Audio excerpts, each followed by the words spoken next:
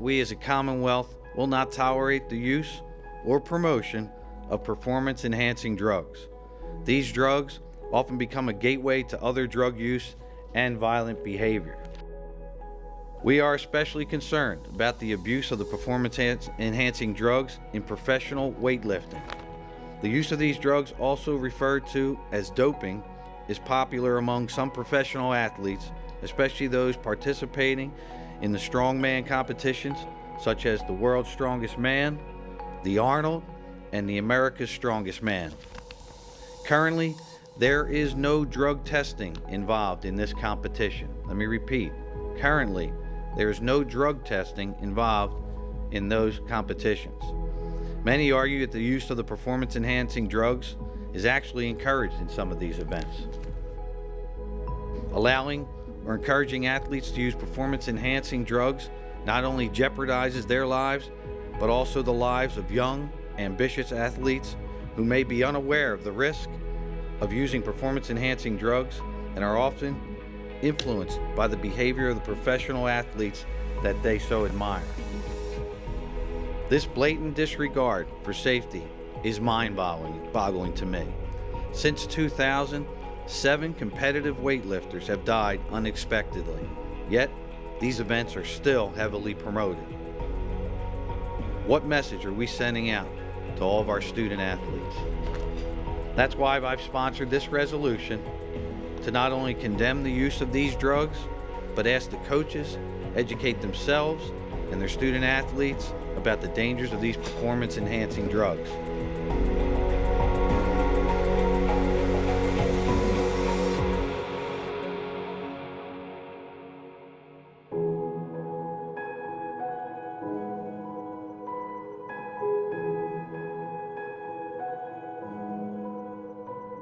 Sent a message saying you're not allowed to do that if you want to be on our show. A lot of people are going to cheat. You're never going to end steroid abuse, but at least if there are sure, testing. There'll be cheating and everything else, but testing would be knowingly. There's no.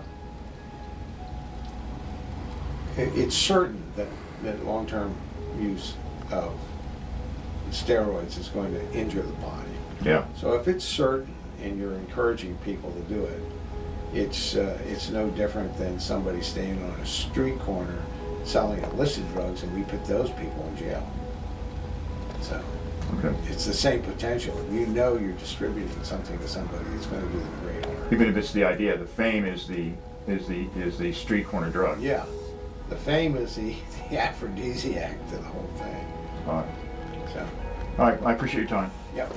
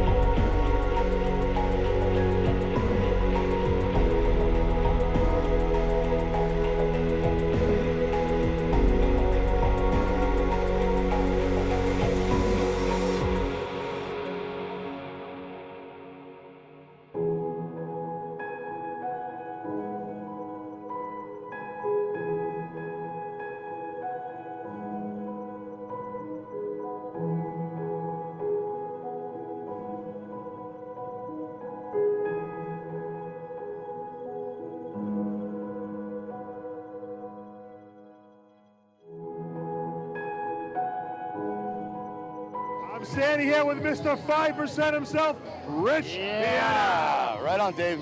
It's only Friday, which is usually the calm day, and you got a line wrapped around the freaking block. Right. It'll never end till the thing is closed. Yeah, we're just fucking killing it. We're having a great time. You know, it's been packed straight all day. What are most people waiting in this line for? You know, I think everyone has a question for me. Is that what it is? Yeah, I think everyone has a question, and you know, people that haven't met me want to meet me, but a lot of the people are people that have already met me, but they have a question. Like what kind of questions do people ask you? You know, I mean, a lot of it is, you know, steroid talk, diet. I want to do the opposite now. You know, I want to come down. You know, maybe in the future. I mean, I need to come down health-wise, and you know. Get like super crazy ripped. Yeah, you know, and also, you know, I thought about, you know, getting clean for, you know, maybe a year, you know, and, you know, going to the doctor and documenting everything, you know, and showing people. I put you on my pregnancy protocol. Maybe you want to squeak out a couple kids. Right. There you go. ACG. Yeah.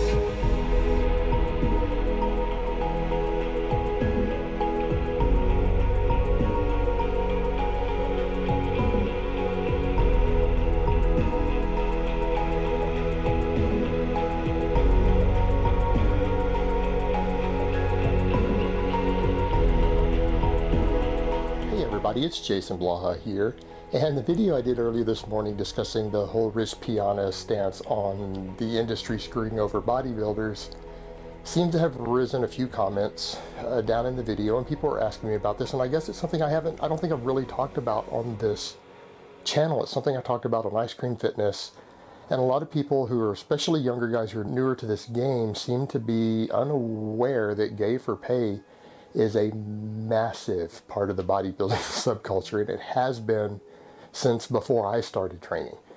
And I've been around all of this long enough to know, and I've had friends, personal friends, who competed in bodybuilding who were prostitutes. And I don't mean just on the internet, I mean they sold their mouth and butt in real life to help pay for their drug bill or their lifestyle. Because you guys got to remember, when you start calculating the drug bill it takes to go pro in bodybuilding, most people don't make that type of money.